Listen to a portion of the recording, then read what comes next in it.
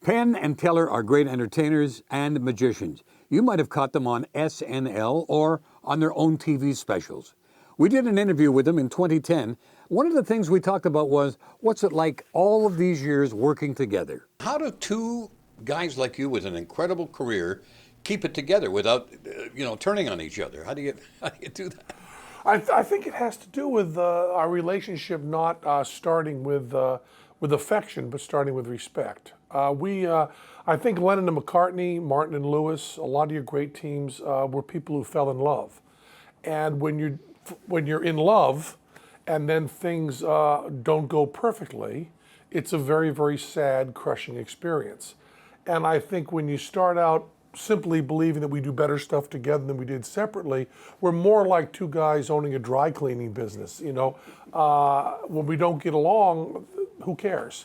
There's a show to do that we both love more than that. So although we've become closest friends over 35 years, that isn't the mission. The mission is to do the show.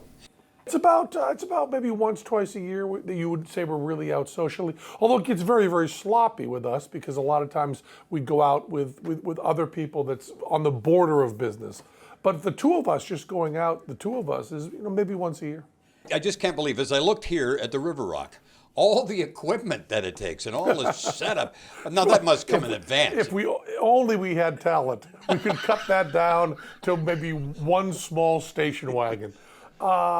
We have about we have a truck full of stuff, and it comes up I guess about a day before us, but we used to tour all the time before we were in Vegas. It moved all with us. There's the problems of touring a show have been solved. People know how to do it. One of the wonderful things about entertainment is to get real rushes of excitement while still feeling safe.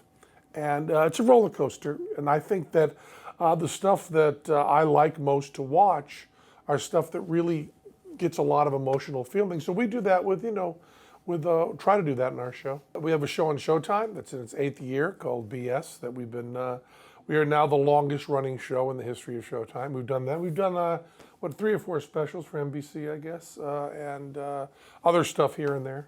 Any of the network executives object to the word bullshit?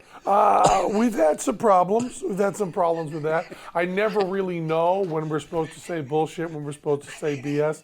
They sometimes tell us ahead of time, and sometimes they don't. So I usually wait for the host to beat me to it. Fantastic. When you two were starting out, who were people that you looked up to?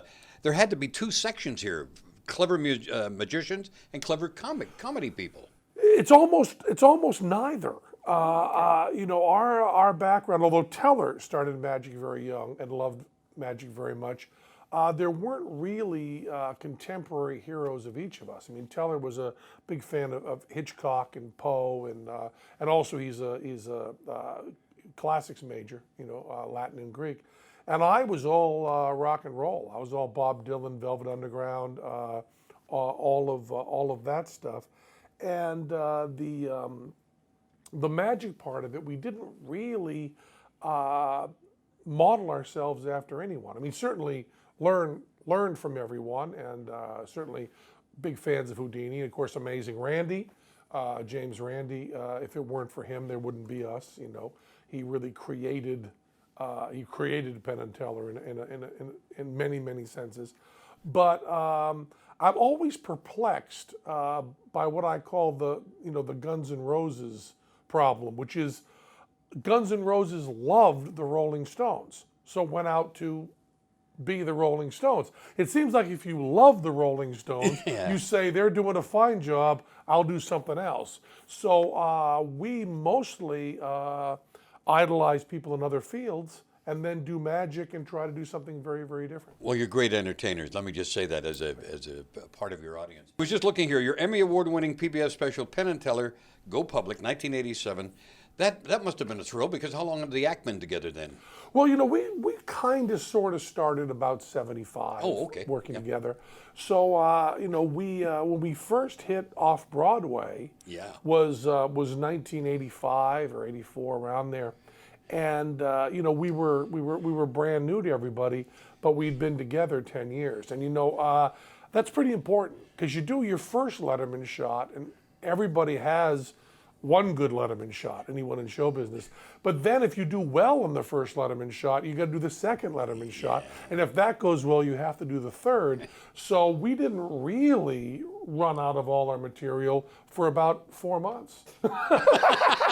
I think, our 10 years of material lasted maybe even 5 before we were absolutely scrambling and panicked to try to come up with stuff for Saturday Night Live and so on. Was that Broadway experience different from what you'd been used to, like in nightclubs and theaters? We're kind of odd in show business in that we have been more successful than we planned.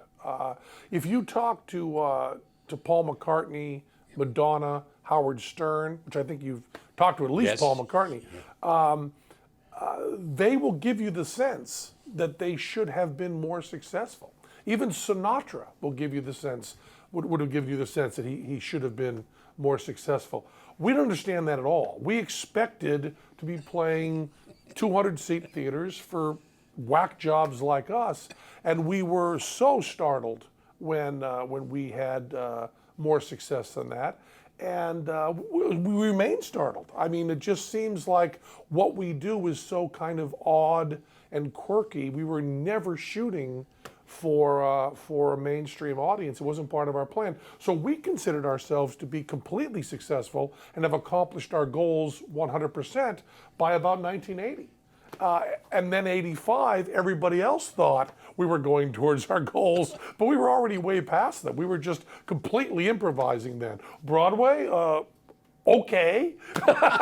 It wasn't like, oh, now the dream comes true. We never had that dream.